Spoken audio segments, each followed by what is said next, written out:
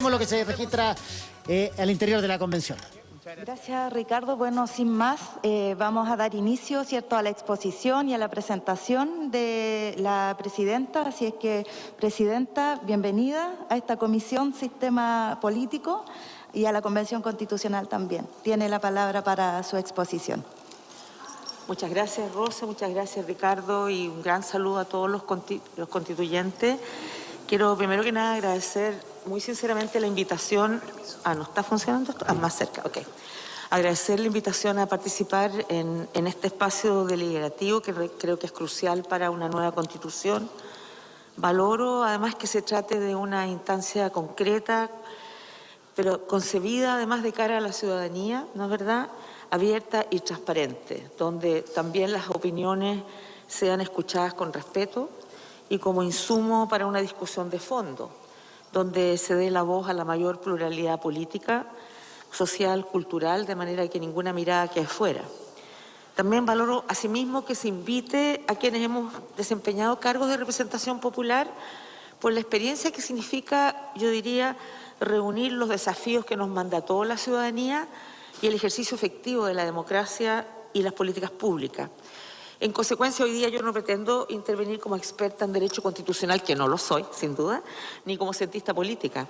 Simplemente lo voy a hacer como expresidenta, como servidora pública, que ha enfrentado y sigue enfrentando, yo diría, el tremendo reto de llevar los textos a la acción.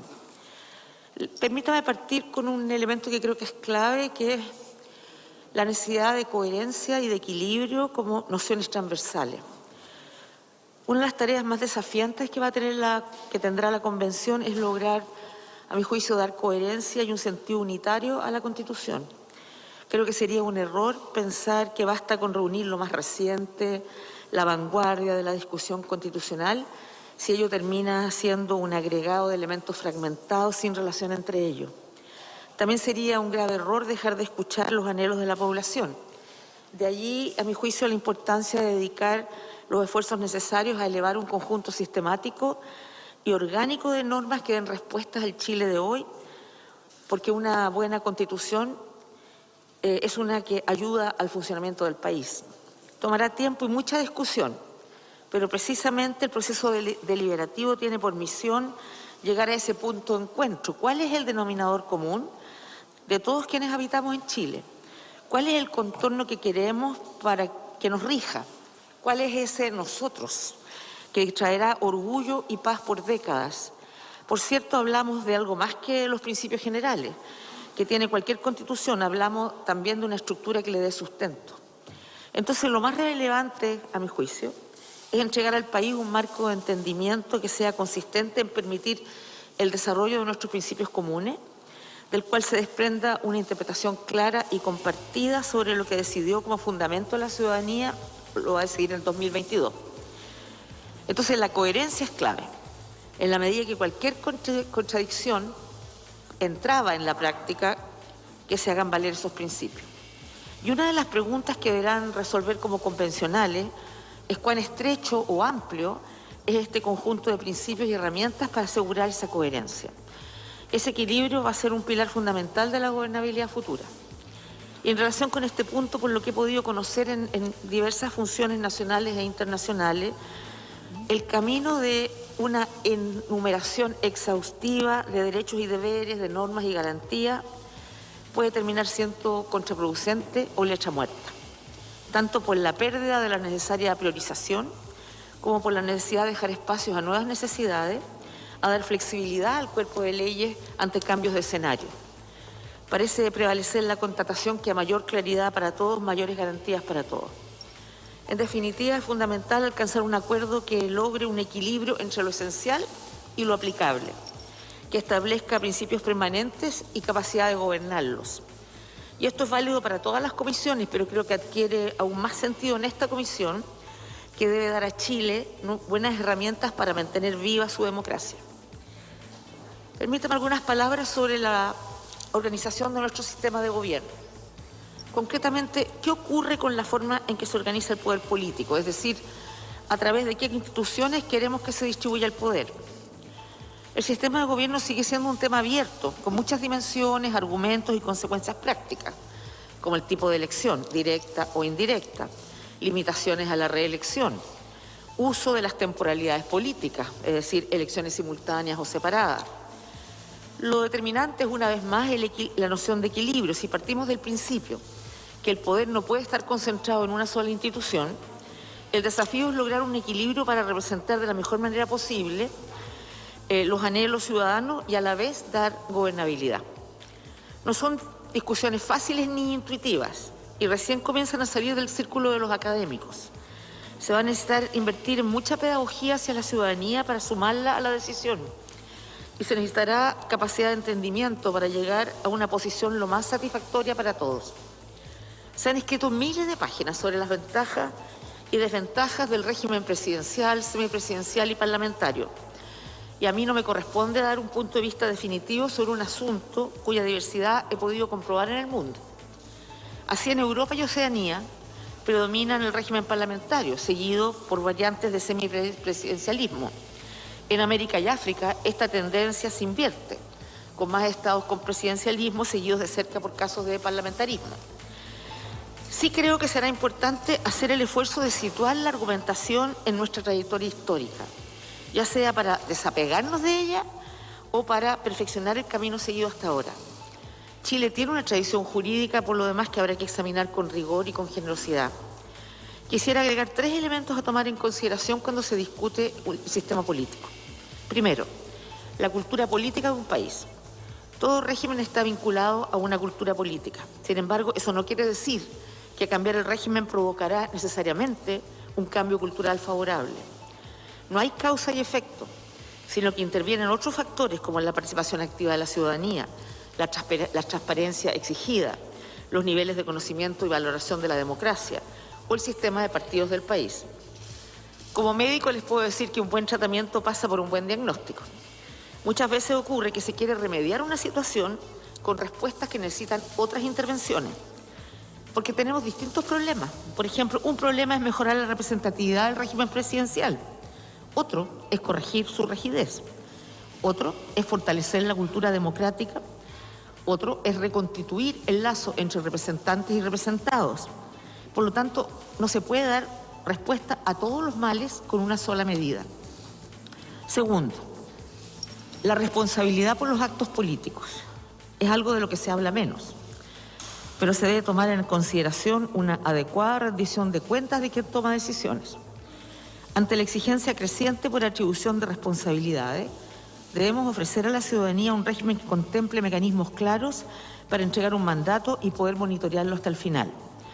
Si vemos los casos que del Brexit o la inacción climática, nos recuerdan que despojar una decisión de su responsabilidad política ejecutora es un problema de enormes consecuencias, porque si nadie se hace cargo, ¿cómo corregimos? El nuevo régimen deberá ofrecer claridades en este sentido o al menos permitir que la legislación particular lo haga. Tercero, la preparación de la transición institucional. Como probablemente habrá cambios en la institucionalidad política actual, habrá que destinar los mejores esfuerzos en preparar las diferentes etapas de implementación en el tiempo. Y esto va a requerir, por supuesto, coordinarlo con el Gobierno y con el Congreso. Confío en que va a prevalecer el interés superior de Chile en las negociaciones que ya empiezan, tanto en términos logísticos, legales, como en las adecuaciones en cada administración del Estado, en particular en lo relativo a la situación de los trabajadores. Finalmente, a este punto quisiera recordar algo evidente, que la distribución del poder es también en el territorio.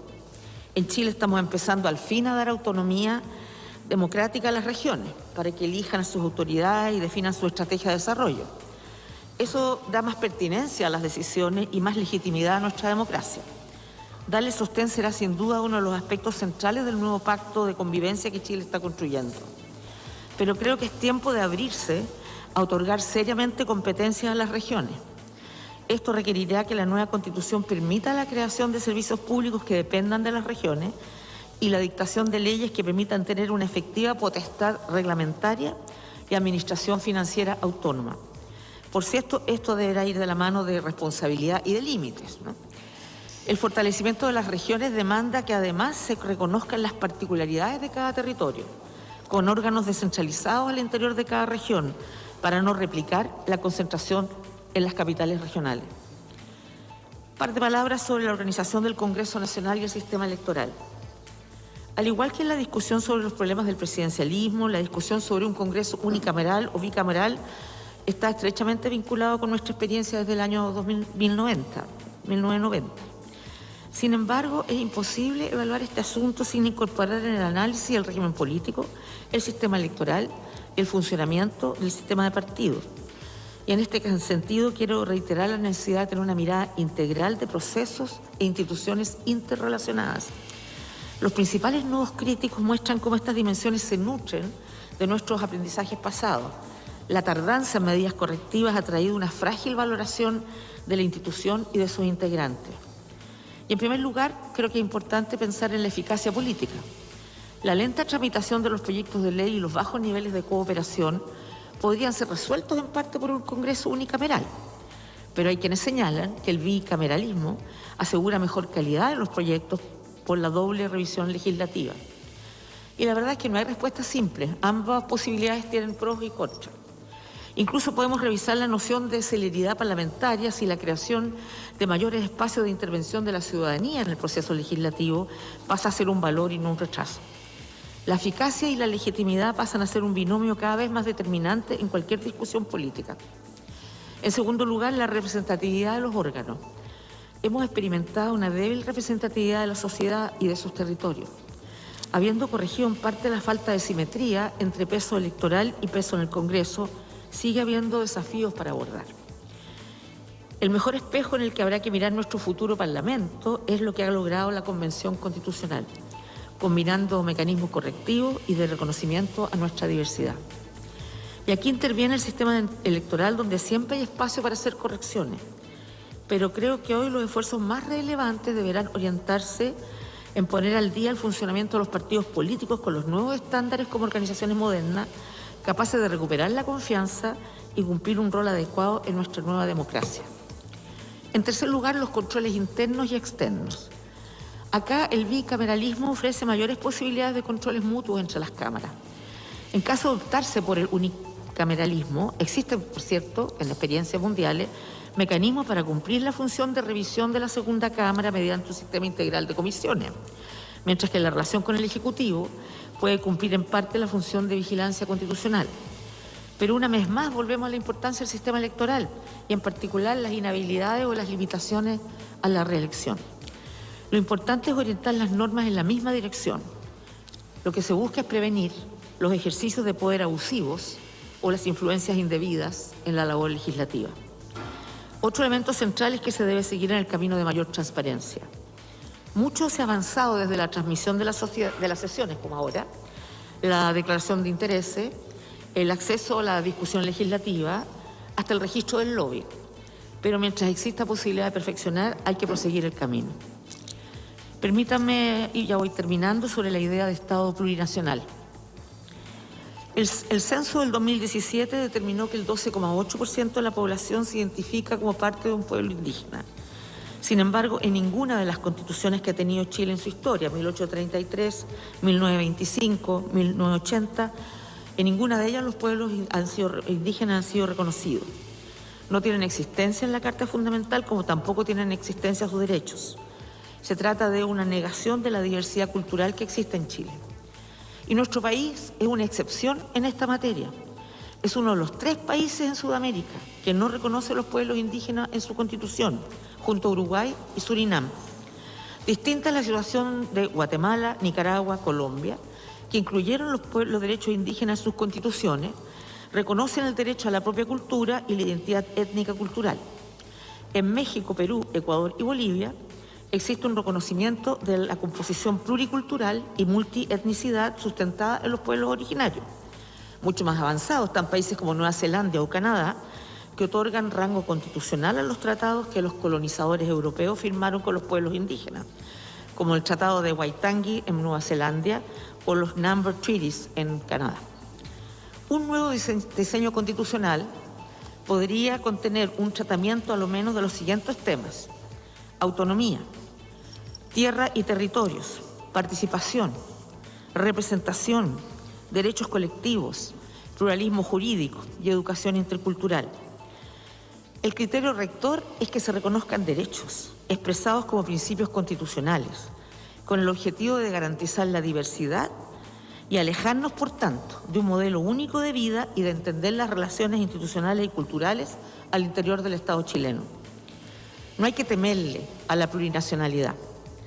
Es lo que puede permitir al Estado y a las comunidades tener relaciones en que se reconozcan las particularidades de los pueblos originarios indígenas y sus demandas. Déjenme concluir felicitándolos a cada uno y cada uno de ustedes por la labor que están haciendo. Creo que es de la mayor relevancia entregar a Chile la posibilidad de reencontrarse y dar un curso institucional pacífico con reglas claras a los conflictos que existen en nuestra sociedad. Y yo estoy convencida que no hay duda que somos un mejor país cuando somos capaces de conversar, de dialogar. Muchas gracias.